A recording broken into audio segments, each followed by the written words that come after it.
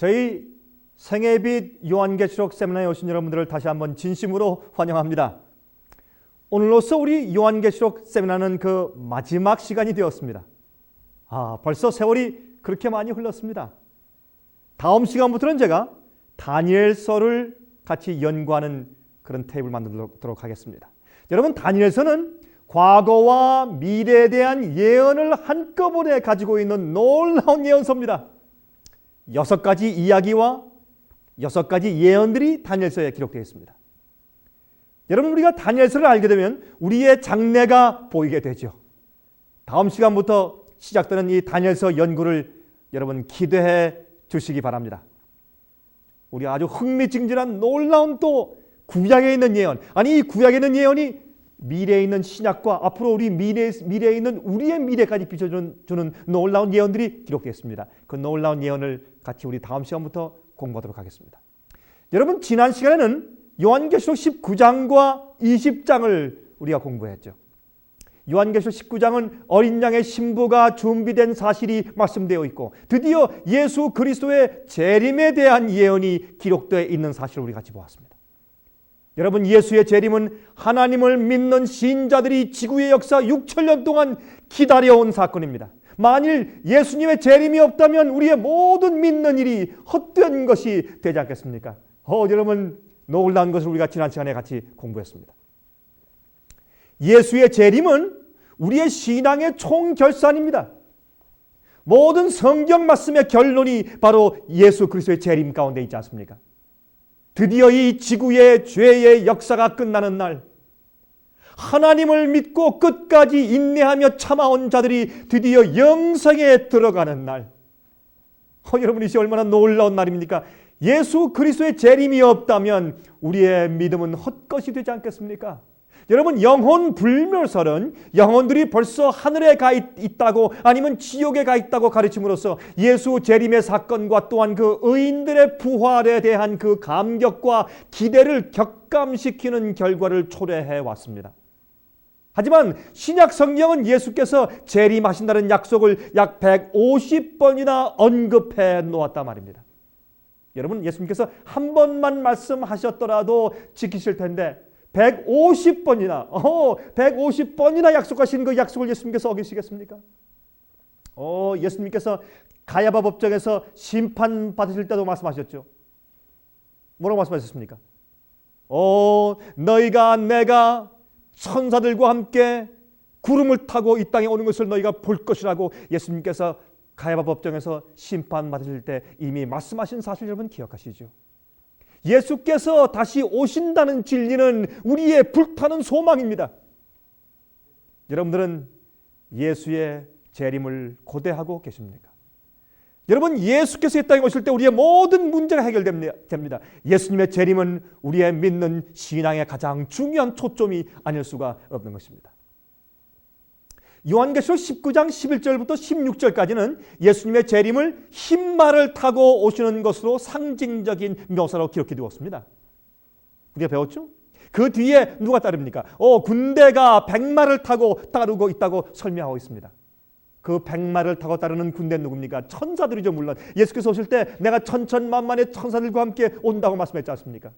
그 후에 19장 17절부터는 새의 잔치가 기록되어 있습니다. 이것은 상징입니다. 물론 새들이 와서 여러분 그 죽은 자의 시체를 뜯어 먹는다라고 하는 그 말이 실제보다 상징적인 악인들의 멸망을 말하는 것이겠죠.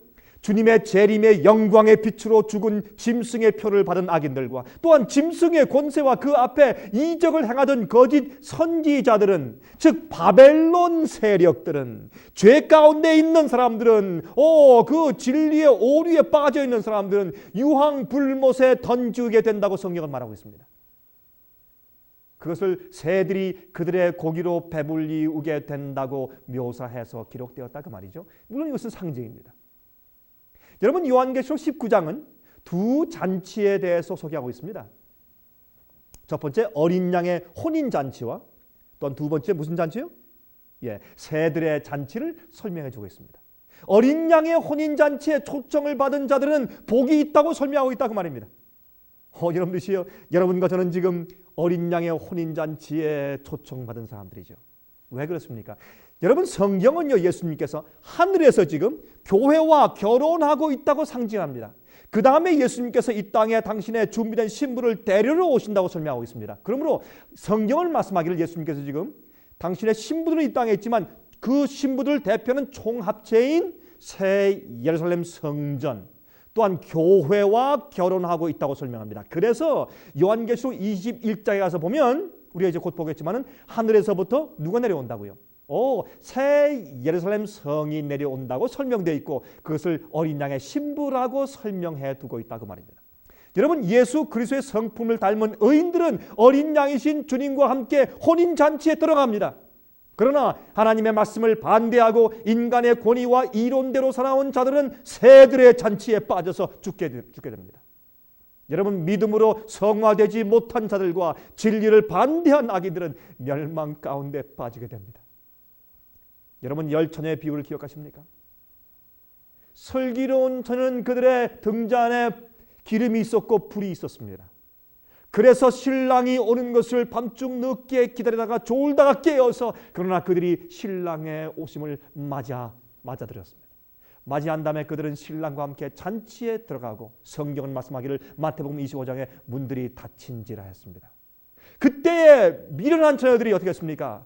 시장에 가서 기름을 사가지고 와서 문을 두드리니까 내가 너희를 도무지 알지 못하니 떠나가라고 말하고 그들은 문 밖에 서 있으면서 더 이상 들어갈 수 없게 되어 있지 않습니까? 이렇게 같은 교회 안에서 같이 예배드리고 있지만은 주님의 재림을 위해서 준비된 자와 준비되지 못한 자들 사이에 그런 엄청난 큰 분리가 생기는 것을 성경은 계속해서 강조하고 있는 것을 우리가 보게 되는 것입니다. 여러분, 요한계시록 20장은 예수 재림 이후에 사탄이 황폐된 이 지구에 1000년 동안 잡혀있는 모습에 대해서 기록해 두었습니다. 의인들은 어디에 있습니까? 승천하여서 하늘에 가 있죠. 악인들은 어디에 있습니까? 다 죽어서 땅속에 묻혀 있습니다. 죽어있던 악인들은 부활하지 못한 채 땅속에 묻혀 있고, 또한 예수께서 오실 때 살아있던 악인들은 그 영광에 다 죽어서 땅속에 다시 묻히게 되었습니다. 더 이상 유혹할 자들이 없습니다. 그래서 이 악인들은 다 죽어서 땅속에 있기 때문에 마귀가 더 이상 자기가 유혹할 부하들이 없는 것입니다. 악인들이 없는 것입니다. 그래서 1000년 동안 그는 이 황폐된 지구에 자기의 악한 영들이 타락한 천사 부하들과 함께 외롭게 붙잡혀 있는 것을 이제 이 쇠사슬에 1000년 동안 이제 잡혀 있는 것으로 요한계시록 20장은 설명해 두고 묘사한다고 말입니다. 여러분, 요한계시록은 상징의 책 아닙니까?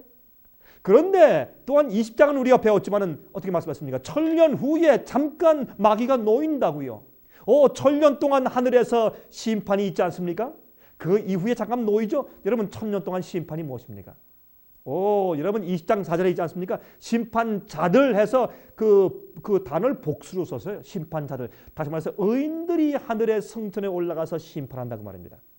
무슨 심판일까요? 그들이 가서 마음 가운데 있는 의문들을 풀기 위해서 기록책들을 펴서 보는 것입니다. 의인들이 왜 어떤 자들은 하늘에 오지 못했는지를 살펴본다고 말입니다. 계시록의 마지막 장면들은 지구 역사의 마지막 시대의 환란을 통과한 자들에게 초점을 맞추어서 기록되어 있는 것입니다. 그래서 이 성도들이 하늘에 올라가서 왜 그들은 오지 못했는지를 살펴보고 마음 가운데 있는 모든 의문을 풀기 위해서 기록책을 보는 것을 심판자들이 앉아서 심판하는 것으로 묘사되는 것입니다. 그러나 그 이후에 악인들, 둘째 부활에 일어난 악인들을 심판하는 예수님의 심판은 단수, 예수께서 이 흰 보좌 위에 앉아 계셔서 심판하시는 것으로 단수로 기록되어 있지만, 그러나 여러분 20장 4절에는 심판자들이 책을 펴고 심판한다는 말씀으로 기록되어 있다, 그 말입니다. 여러분 기억하십시오. 제가 조금 전에 말씀드렸지만은 마지막 시대에 살고 있는 마지막 백성들에게 초점을 맞춰서 요한계시록 마지막 부분이 기록되어 있기 때문에 마치 마지막 시대에 사는 사람들만 어떤 일을 하는 것처럼 기록되어 있지만, 그러나 초점이 마지막 교회에 있다는 것을 여러분 기억하셔야 될 것입니다. 여러분, 온 하늘은 마지막 시대를 살고 있는 우리들에게 온 신경을 집중시키고 있습니다. 여러분 생애를 보고 있다고 말입니다. 천사들도 마찬가지입니다. 마지막 환란 시대의 순교자들과 또한 죽음을 맛보지 않고 승천한 의인들이 심판하는 광경을 요한계시록 20장에 잠깐 기록해 두었습니다. 1000년 동안이요. 그래서 더 이상 의심이 없게 되는 것입니다. 하나님께서 인간을 심판하시고 이 우주를 다루시고 이 지구의 죄의 역사를 다루시는 모든 주님의 역사에 대해서 더 이상 우주에는 의문이 없어지는 것입니다. 왜? 책을 다 펴고서 심판해 보기 때문에 의인들까지도. 여러분, 예수께서 재림하실 때 있을 첫째 부활에 대해서 또 언급해 두었습니다. 여러분, 그 부활에 참여하는 사람들은 얼마나 복이 있겠습니까? 여러분이 시어 성경은 두 가지 부활을 설명하죠. 첫 번째는 의인들의 부활이고 예수께서 오실 때의 부활이고, 두 번째 부활은 마귀에게 사로잡혔던 악인들의 부활 아니겠습니까? 여러분, 천년이 차면 사탄이 잠깐 놓인다고 설명되어 있습니다. 그때 둘째 부활이 있습니다. 천년기 이후에 예수께서 오신 다음에 천년 동안 의인들은 하늘에 올라가서 심판하며 왕노릇하다가 천년이 끝난 다음에 다시 이 땅에 내려올 때 악인들의 두 번째 부활이 있습니다. 여러분, 왜 부활할까요? 여러분이시여, 예수님께서는, 하나님께서는 이 땅을 이제 심판하실 때 어느 누구도 어떤 하늘에 있는 존재나 땅에 있는 존재나 하나님의 심판에 대해서 의문이 없게 하기 위해서 철저하게 규명한 다음에 심판하시는 것입니다. 그 다음에 악인들도 부활해서 왜 그들이 이제 심판받아 그들이 왜 멸망당해야 할지를 다 보이시고 인정케 하신 다음에 영원히 멸망시키신 것입니다. 여러분, 마귀가 심판받기 위해서 그래서 천년기 이후에 부활한 악인들을 선동해서 어떻게 한다고 했습니까? 새 예루살렘 성을 향해서 공격해 오는 것입니다. 왜요? 천년기 이후에 하늘에서 의인들이 안에 있는 그 새 예루살렘 성이 이 땅에 내려온다고 말씀하거든요. 그것이 요한계시록 이제 곧 보겠지만 21장에 있습니다. 그러면 그 성을 공격하러 오는 것입니다. 누구를? 부활한 악인들. 그들은 영광스러운 새롭게 된 몸을 가지고 보라는 것이 아닙니다. 그들이 병난 몸, 죽기 전에 그 아주 보기 싫은 흉한 그 모습, 약한 모습, 늙은 모습 그대로 보라는 것입니다. 그때에 마귀가 그들을 다시 속이고 선동해서 저 성은 우리가 빼앗자라고 달려올 때 하나님께서 이제 하나님께서 그들이 더 이상 보라 이렇게 회개할 수 없는 성품들을 가지고 있다는 것을 다 보이시는 것입니다. 성 안에는 물론 의인들이 있죠. 그때 아담 때부터 이 세상에 태어난 모든 인간들이 다 한자리에 모이는 것입니다. 구원받은 의인들은 성 안에 있고 둘째 부활에 일어난 악인들은 성 밖에 있는 것입니다. 얼마나 두렵습니까, 여러분? 아담 때부터 태어난 모든 인간들이 6천년 동안 태어난 모든 인간들이 다 한꺼번에 천년기 이후에 예수께서 재림하신 다음에 천년기 이후에 악인들이 부활한 다음에 모든 이 땅에 태어났던 인간들은 전부 다 이 지구 한자리에 한꺼번에 모이게 되는데 의인들은 성 안에 있고 악인들은 성 밖에 있는 것입니다. 여러분들이시여, 그럴 때 여러분들은 어디에 계실 겁니까? 여러분들의 자녀들과 가족들은 어디에 있을까요? 여러분이시여, 사람들은 구원을 소홀히 생각합니다. 그러나 어마어마한 결과에 대해서 우리가 기도하며 생각해 보아야 할 것입니다. 여러분, 그렇게 악인들이 마귀의 선동에 의해서 쳐들어올 때 하늘에서 불이 내려와서 유황불이 내려와서 그들을 소멸하여서 태워서 없애는 것입니다. 소멸은 태워 없앤다는 뜻이죠. Burn them up. 태워서 없앤단 말입니다. 소멸. 여러분, 그 다음에 또 성경을 말씀하고 있습니다. 성경은 어떻게 해요? 악인들을 책들을 펴놓고 악인들도 심판한다고 설명되어 있지 않습니까? 여러분, 하나님은 공평하신 하나님입니다. 악인들도 그들이 부활할 때 책을 펴놓고 다 심판해서 공정하게 주님께서 멸망시키시는 겁니다. 하나님께서는 그저 슬쩍 적당히 심판하시지 않으십니다. 여러분, 요한계시록 21장 1절부터 8절 제가 읽겠습니다. 요한계시록 21장, 이제 요한계시록 21장 뒤에 있는 1절부터 8절 제가 읽겠습니다. 한번 좀 보십시다.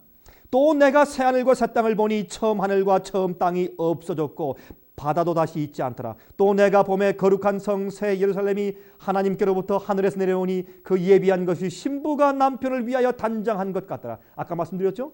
하늘에서 새 예루살렘이 내려오는데 예수님의 신부라고 설명합니다. 내가 들으니 보좌에서 큰 음성이 나서 가로되 하나님의 장막이 사람들과 함께 있음에 하나님이 저희와 함께 거하시리니 저희는 하나님의 백성이 되고 하나님은 친히 저희와 함께 계셔서 모든 눈물을 그 눈에서 씻기심에 다시 사망이 없고 애통하는 것이나 곡하는 것이나 아픈 것이 다시 있지 아니하리니 처음 것들이 다 지나갔음이라 그랬습니다.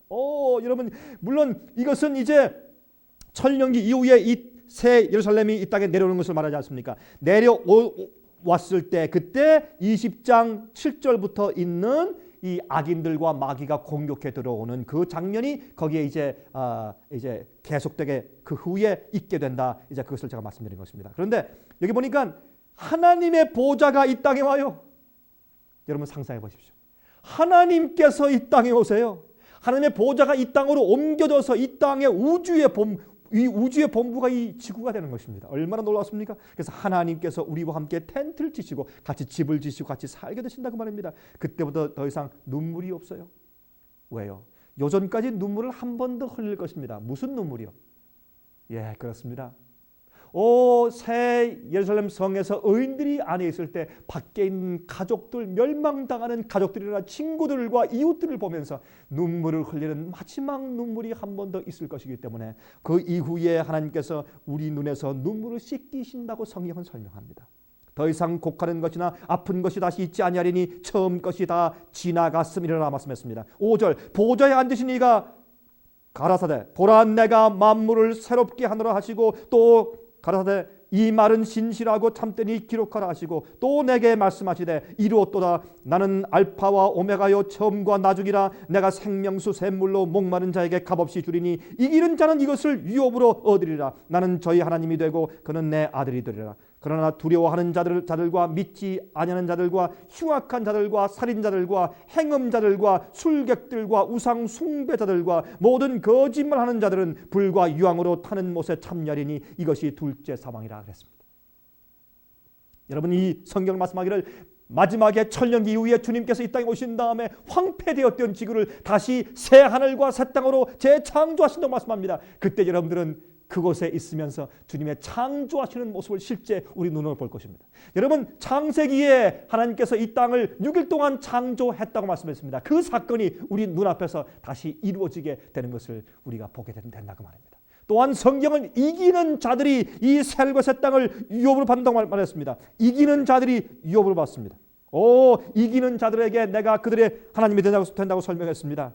또한 그들이 내 아들이 된다고 설명했습니다. 여러분 성경은 7교회에서도 계속 이기는 자들에 대해서 설명했죠. 한번 보실까요? 요한계시록 2장 7절 귀 있는 자는 성령이 그들에게 하시는 말씀을 들을지어다 이기는 그에게는 내가 하나님의 낙원에 있는 생명나무의 과실을 주어 먹게 하리라. 여러분 항상 이 성경은 이기는 자에게 구원과 이기는 자에게 하늘을 유업으로 받는 축복을 주는 것입니다. 또한 2장 11절 이기는 자는 둘째 사망의 해를 받지 아니하리라. 그 다음에 또 17절 이기는 그에게는 내가 감추었던 만나를 주고 또 흰 돌을 줄 터인데 그 돌 위에 새 이름을 기록한 것이 있나니 받는 자밖에는 그 이름을 알 사람이 없느니라 그랬습니다. 여러분 또 2장 26절 보십시오. 26절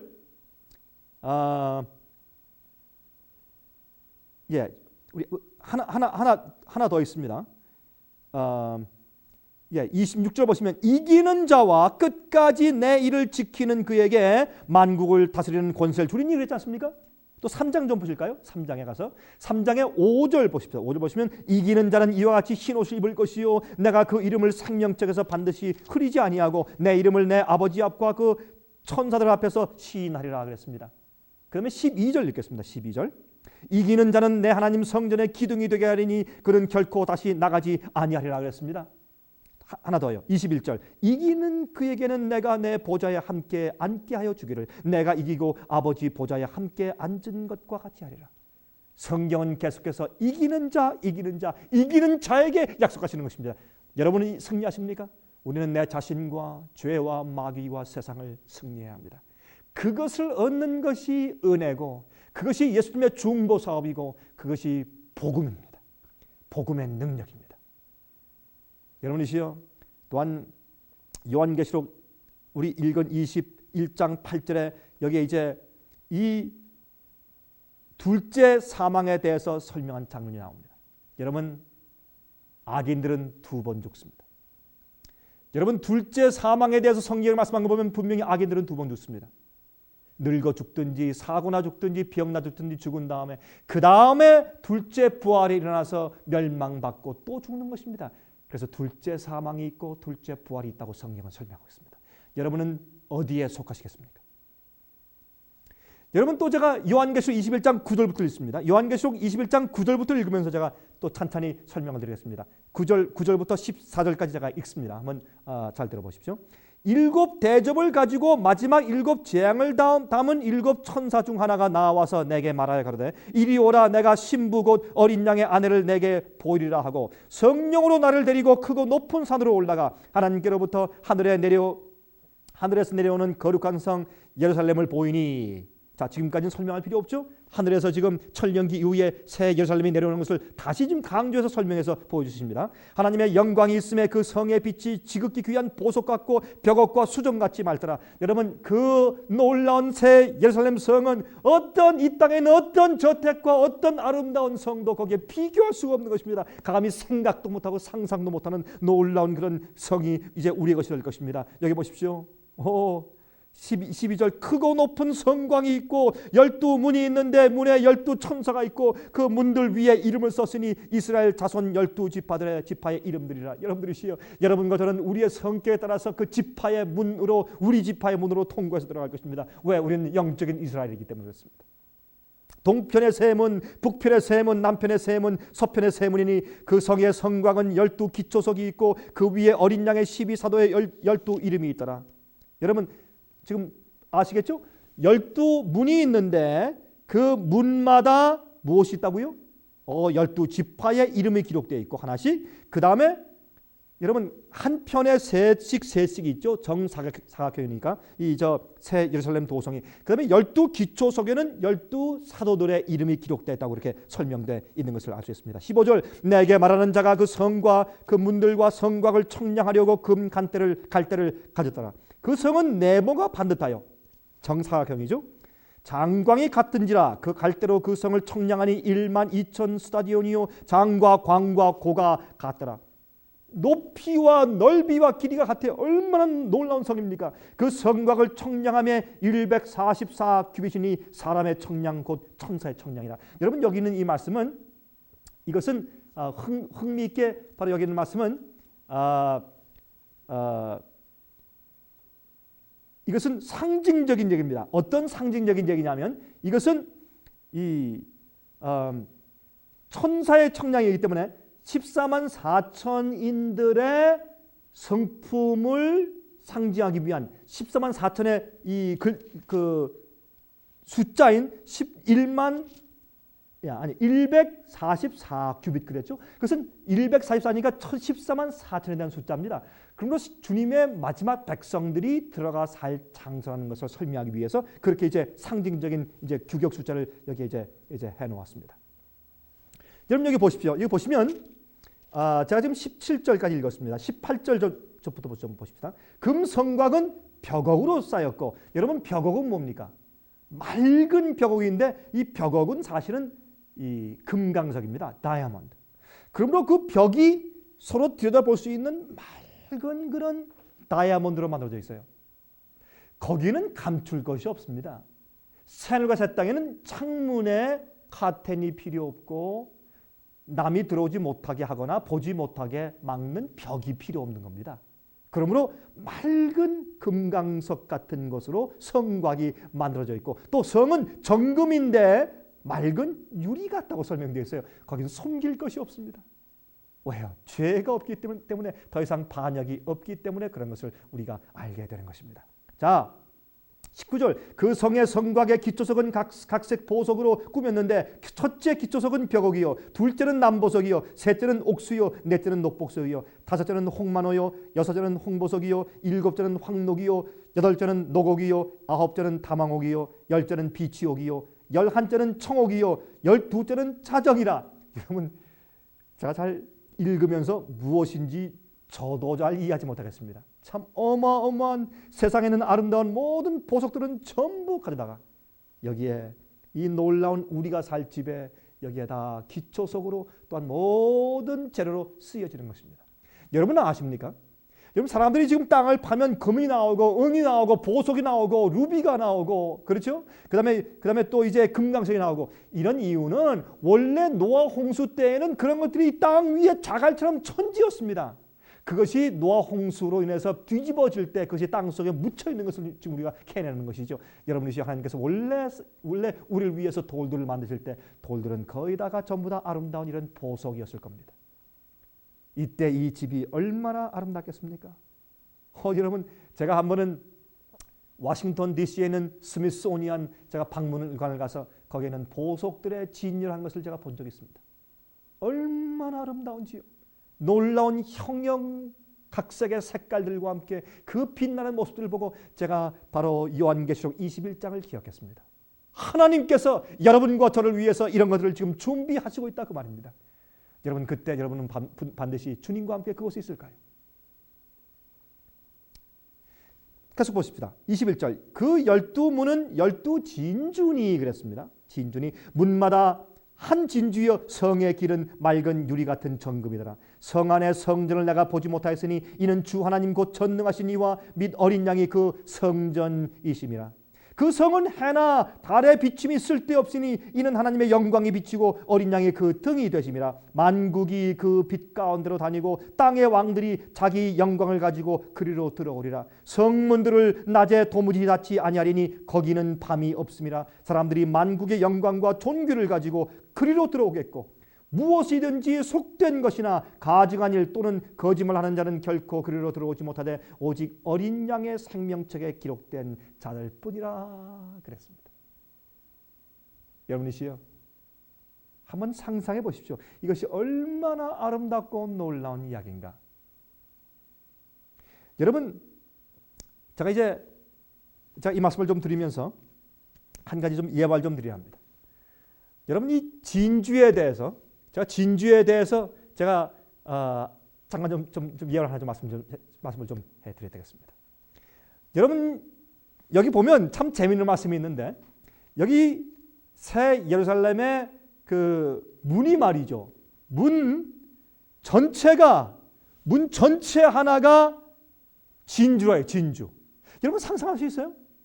여러분 새 예루살렘의 그 주위가 이 둘레가 수천 마일인데 여러분 그런데 그 한쪽 면마다 3개씩 문이 있는데 여러분 그 문 하나가 전체가 하나의 진주로 만들어져 있다고.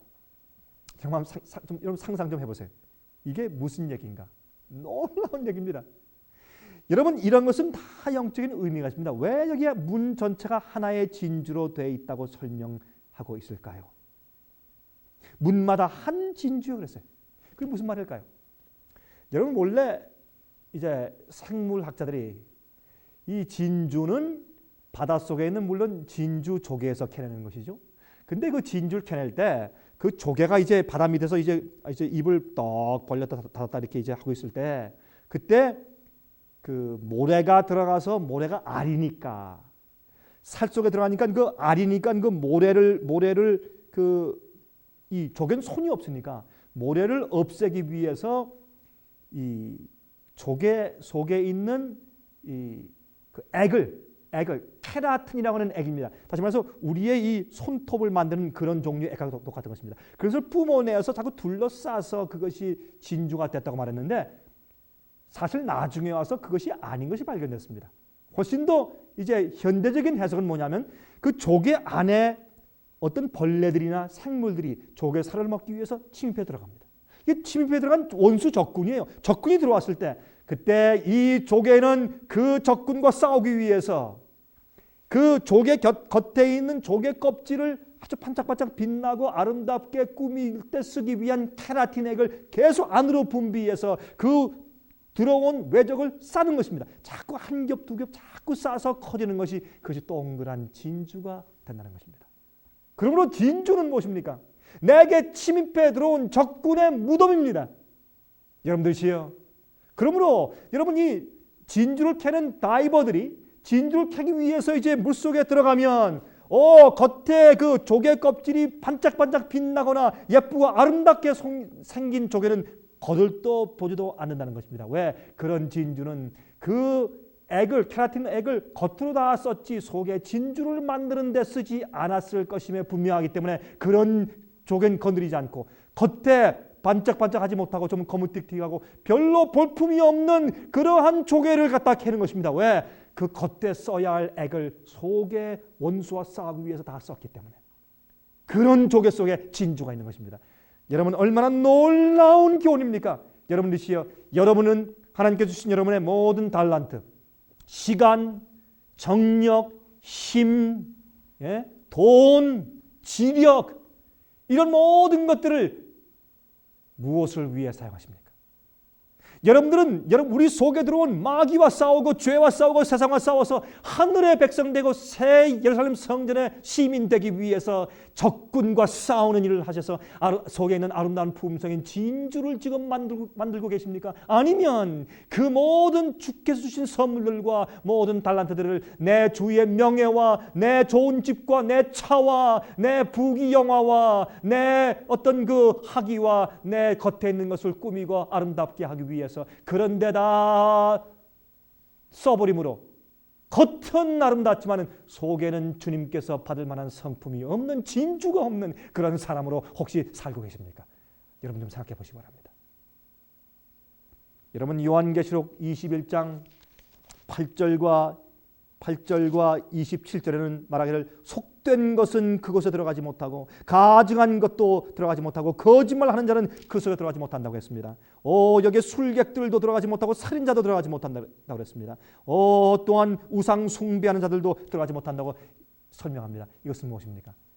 죄를 이긴 자들, 죄의 정욕을 승리한 자들, 그래서 예수의 품성인 진주를 마음속에 가진 자들만이 들어간다고 설명되어 있으면서 또한 생명책에 기록되어 있는 자들만 바로 이 아름다운 성에 들어갈 자격을 얻는다고 성경 요한계시록 21장은 설명합니다. 그래서 요한계시록 21장 1절부터 27절까지는 바로 하늘에서 새 예루살렘 성전이 내려오는 것을 설명하고 또한 예수님께서 이 땅에서 앞으로 천년기 이후에 다시 새하늘과 새 땅으로 재창조하시는 것을 설명하고 그 다음에 그 성이 어떻게 생겼는지에 대해서 하나하나 아름다운 모습을 여기에 이제 이 계시로 보여주면서 설명해 주신 것입니다. 왜요? 이것은 여러분과 제가 살아야 할 영원한 우리의 새로운 집이 될 것이기 때문에 그렇습니다. 이 성은 하늘에 있는 것이 아니라 하늘에서 이 땅에 내려오게 될 것이라 그 말입니다. 여러분 기억하십니까? 이 놀라운 약속을. 요한계시록 22장을 보겠습니다. 요한계시록 22장 1절부터 5절을 읽습니다. 이렇게 말씀되어 있어요. 또 저가 수정같이 맑은 생명수의 강을 내게 보이니 하나님과 및 어린 양의 보좌로부터 나서 길 가운데로 흐르더라. 여러분 기억하십시오. 이 장면은 지금 새하늘과 새 땅이에요. 하늘이 아닙니다. 하늘에 있는 새 예루살렘이 어디로 내려왔습니까? 이 땅으로 우리가 있는 곳으로 내려왔죠.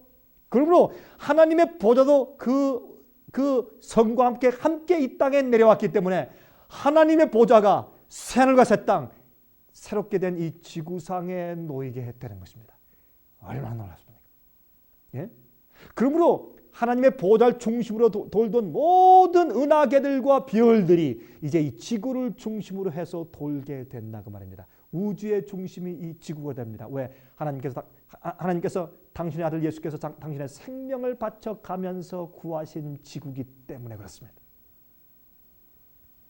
그러므로 하나님의 보좌가 이 땅 위에 있을 것이고 거기에서 지금 생명강이 콸콸 그 밑에서 막 쏟아져 나옵니다.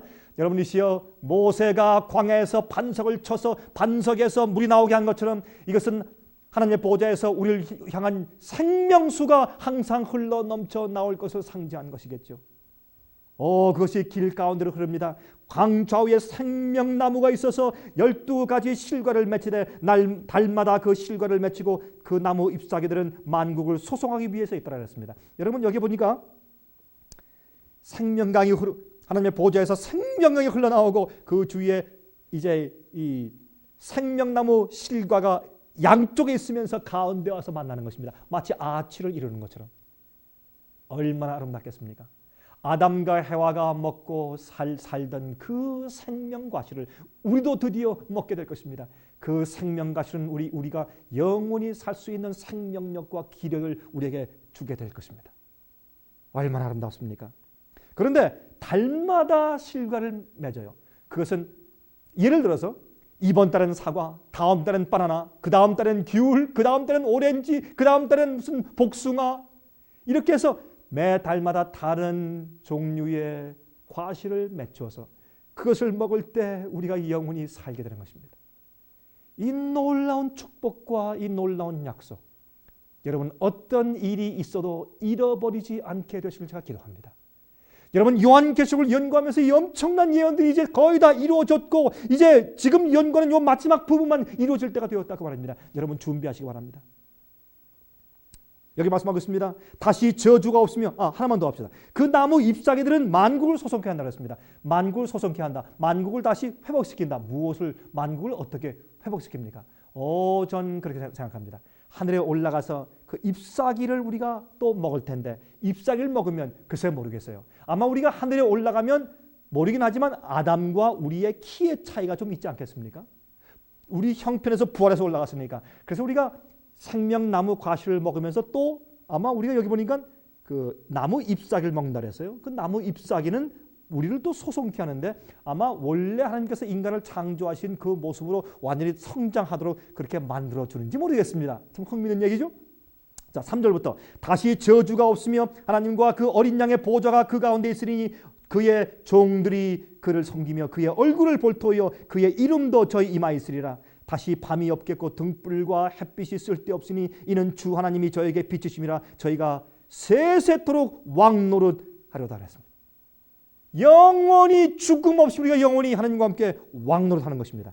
여러분이시여 더 이상 하늘에 성소가 필요 없습니다. 왜? 죄의 해결이 다 끝나버렸기 때문에 더 이상 성소가 필요 없습니다. 하나님이 우리의 영원한 햇빛이 되십니다. 우리 위엔 하나님의 이름이 있습니다. 무슨 뜻입니까? 하나님의 성품이 우리의 이마에 있기 때문에 더 이상 죄와 반역과 실수가 없습니다. 하나님의 성령이 마음 가운데 거하시는 살아있는 성전 같은 의인들만 영원히 이 땅에 살게 될 것입니다. 그래서 더 이상 도적이 없습니다. 하나님의 계명을 지키는 백성만 그 속에 있는 것입니다. 여러분이시여 하나님께서 우리가 구원받을 때 우리가 죄짓지 못하게 딱 만들어서 고정시켜서 구원하시는 것이 아닙니다. 하나님께서 우리가 그렇게 될 수 있도록 우리를 좀 훈련시키고 도와주시는 겁니다. 우리가 협력해야 할 것입니다. 하나님께서 당신 마음대로 우리 마음을 그렇게 고정시킬 수 있다면 누구나 다 그렇게 뜯어 고쳐서 고정시켜서 다 구원에 가버리시지 무엇 때문에 기다리시겠습니까 여러분? 그래서 요한계시록 성경을 말하기를 마지막 시대 성도는 하나님의 계명을 지키며 예수의 믿음을 가진 백성들이라고 설명하고 있지 않습니까? 여러분 죄악 세상에서 영원히 산다는 것은 저주입니다. 안 그래요 여러분? 여러분 우리가 영원히 살아도 이와 같은 세상에서 영원히 살면 그건 저주죠. 전 이런 세상에는 영원히 살 마음이 없습니다. 죽음이 없이 영원히 산다는 것은 영원히 행복할 수 있는 곳에서 아름다운 조건 속에서 영원히 살아야죠. 그래야 영원히 사는 데 가치가 있죠. 그것이 축복이 되죠. 여러분들이시여 그러므로 죄인들에게는 영원히 살 수 없는 것이고 죄악 세상에선 영원한 삶이 필요가 없는 것입니다. 그러므로 이 세상이 새로 창조될 때는 우리가 영원히 사는 축복을 진심으로 누릴 수 있게 되는 것입니다. 요한계시록 22장 이제 6절부터입니다. 또 그가 내게 말하기를 이 말은 신실하고 참된지라 주 곧 선지자들의 영의 하나님이 그의 종들에게 결코 속히 될 일을 보이시려고 그의 천사를 보내셨도다.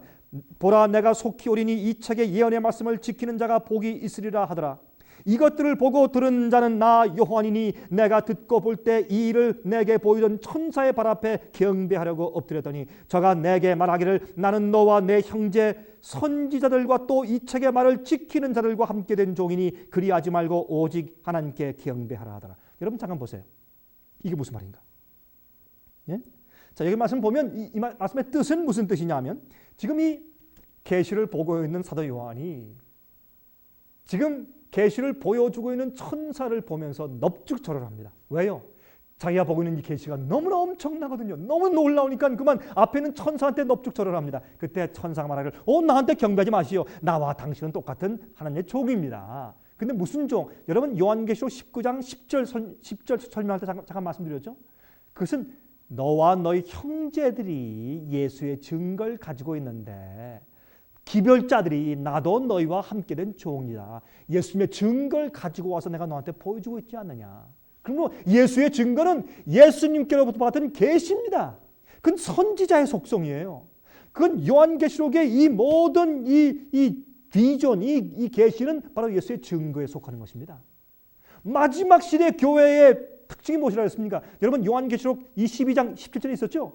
마지막 시대 여자의 남은 무리의 특징은 무엇입니까? 하나님의 계명을 지키며 계명을 지키는 백성들의 특성은 항상 들어가 있어요. 하나님의 계명을 지키며 또 무엇을 가지고 있다고요? 예수의 증거를 가진 백성들과 싸우려고 바다 모래에 서 있다고 붉은 용 마귀에 대해서 설명하고 있었지 않습니까? 그렇죠? 자, 그러므로 여기에 있는 말씀도 보니까 어떻게 해요?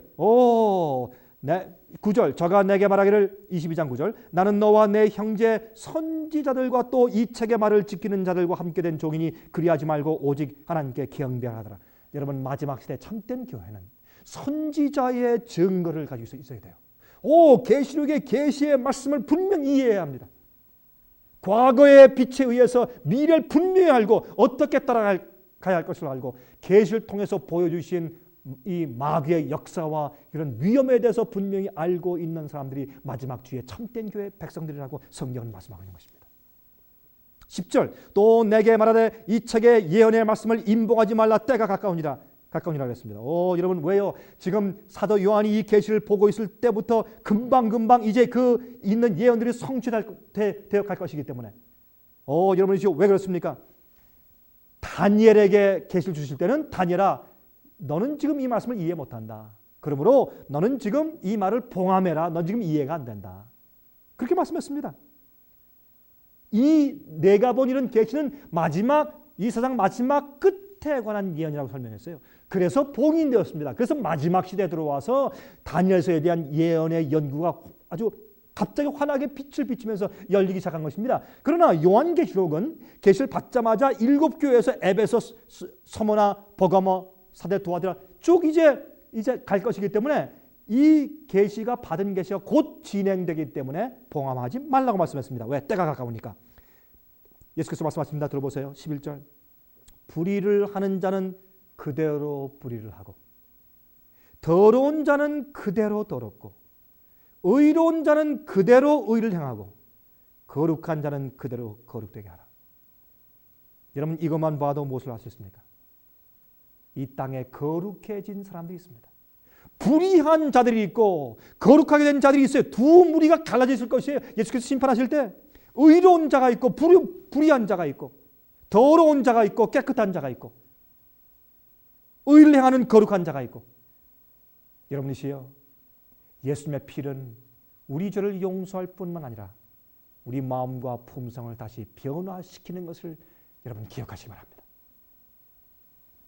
보라 내가 속히 오리니 내가 줄 상이 내게 있어 각 사람에게 그의 일한 대로 갚아주리라. 성경은 우리가 믿음으로 구원받지만 우리의 행함으로 하나님께서 우리를 심판하신다고 설명하고 있어요. 13절 나는 알파와 오메가요 처음과 나중이요 시작할 것이라. 그 두루마기를 빠는 자들은 복이 있으니 이는 저희가 생명나무에 나아가며 문들을 통하여 성에 들어갈 권세를 얻으려 함이로다. 하나님은 시작할 것입니다. 주님께서 우리 모든 것을 시작하시고 우리의 구원도 끝내실 것입니다. 15절 개들과 술객들과 행음자들과 살인자들과 우상 숭배자들과 및 거짓말을 좋아하며 지어내는 자마다 성 밖에 있으리라. 나 예수는 교회들을 위하여 내 사자를 보내어 이것들을 너에게 증거하게 하였노라. 나는 다윗의 뿌리요 자손이니 곧 광명한 새벽별이라 하시더라. 예수님께서는 광명한 새벽별이십니다. 예수님께서 우리 마음에 떠오를 때까지 우리가 말씀을 연구해야 되죠. 그렇죠? 성령과 신부가 말씀하시기를 오라 하시는도다. 듣는 자도 오라 할 것이요 목마른 자도 올 것이요 또 원하는 자는 값없이 생명수를 받으라 하시더라. 여러분 예수님께서 이렇게까지 계시를 주시고 말씀을 주시면서 주님께서 우리를 오라고 부르시는 겁니다. 여긴 우리가 돈을 가지고 할 필요가 없어요. 주님께서 우리를 부르실 때 값없이 와서 마시라고 부르십니다. 영생은 주님께서 값없이 제공하신다고 말씀하십니다. 여러분, 영적인 갈증이 있습니까? 구원에 대한 갈증이 있습니까? 하늘에 대한 갈증이 있습니까? 그것은 성령께서 주신 은혜입니다. 주 앞으로 나오십시오. 생명수를 값없이 받으십시오. 18절, 내가 이 책의 예언의 말씀을 듣는 각인에게 증거하노니 만일 누구든지 이것들을 외에 더하면 하나님이 이 책에 기록된 재앙들을 그에게 더하실 것이요, 만일 누구든지 이 책의 예언의 말씀에서 제하여 버리면 하나님이 이 책에 기록된 생명나무와 및 거룩한 성의 참리함을 제하여 버리시리라 그랬습니다. 여러분 보십시오. 많은 사람들은 요한계시록을 이해할 수 없다고 설명합니다. 덮어두어도 된다고 설명합니다. 아닙니다. 그것이 사실은 왜 주님께서 이 속에 있는 말씀을 더하거나 빼지 말라고 말씀했습니까? 이 말씀은 우리가 반드시 이해해야 되고 이해할 수 있는 책인 것입니다. 이 속에 하나님의 모든 비밀과 마귀의 비밀이 이 속에 숨겨져 있는 것을 우리가 알 수가 있습니다. 우리 지금 같이 공부한 것처럼. 이제 결론적으로 요한계시록 22장 마지막 20절과 21절을 읽습니다. 이것들을 증거하시니가 가라사대 내가 진실로 속히 오리라. 어떻게 오신다고요? 속히 오리라. 여러분, 예수께서 이 땅에 오시는 것은 교회가 준비되는 데 달려있죠. 내가 진실로 속히 오리라 하시거늘 아멘 주 예수 오시옵소서. 여러분도 예수님께서 오신다는 이 약속에 아멘 하십니까? 아니면 마음 가운데 두려움이 있습니까? 여러분 솔직히 좀 보십시다. 여러분 마음 가운데 두려움이 있습니까? 아니면 진심으로 아멘 하십니까?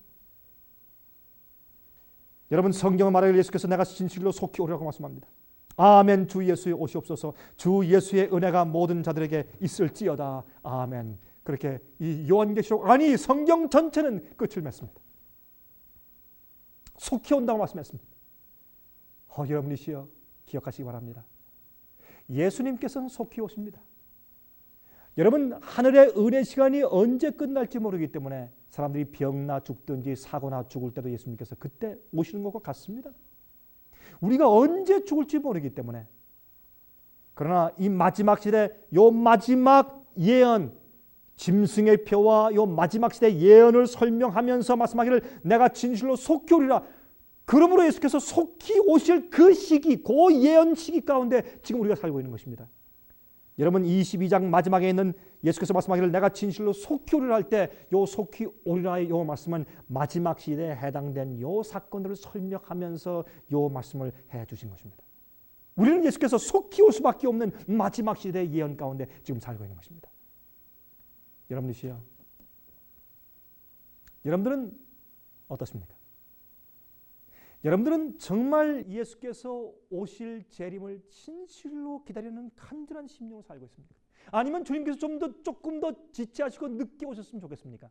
마태복음 25장은 설명하기를 예수께서 더디 오신다고 말하는 사람들은 악한 종이라고 설명했습니다. 여러분, 누가복음 21장 28절에 말씀했죠. 이런 일이 되기를 시작하거든 일어나 머리를 들라 너희 구속이 가까웠느니라 하시니라 그랬습니다.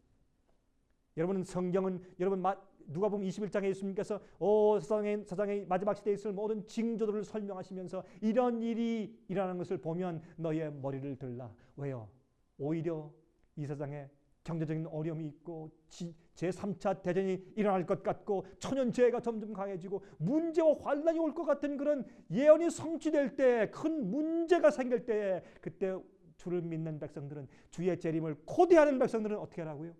고개를 들라고요, 하늘로. 왜? 예수께서 오시기 때문에. 우리의 구원이 가까웠기 때문에, 우리의 소망이 가까웠기 때문에. 여러분은 예수님의 재림을 여러분의 생애 가장 중요한 소망으로 살고 계십니까? 여러분, 예언의 신속한 성취를 좀 보십시오. 이 지구는 더 이상 살기에 부적합한 곳이 되어 있습니다. 전쟁과 미움과 기근과 지진과 홍수들이 있습니다. 예수께서 오실 때 먼저 자연계에 큰 이변들이 있을 것이라고 성경은 설명했습니다. 큰 지진이 있을 것입니다. 엄청난 부활 사건이 있을 것입니다. 의인들이 성장할 것입니다. 악인들은 멸망당할 것입니다. 이 지구에 지금까지 있어 본 적이 없는 놀라운 사건이 이 지구에 있을 것입니다. 지금은 구원 얻을 의인들과 멸망당한 악인들이 모르게 알 것과 가라지가 서서히 갈라져서 두 파로 나누어지는 그런 시대에 살고 있습니다. 여러분 기억하십니까? 여러분은 승천하실까요? 살아서. 여러분이 필리핀에 메가더 장군이 이제 일본군과 전쟁하고 있었던 사실 여러분께서 아시죠? 2차 대전 당시에 이제 일본군의 너무 심한 공격 때문에 이제 할 수 없이 메가더 장군은 이제 본부에 연락을 위해서 잠깐 호주로 피신해 갈 수밖에 없었습니다.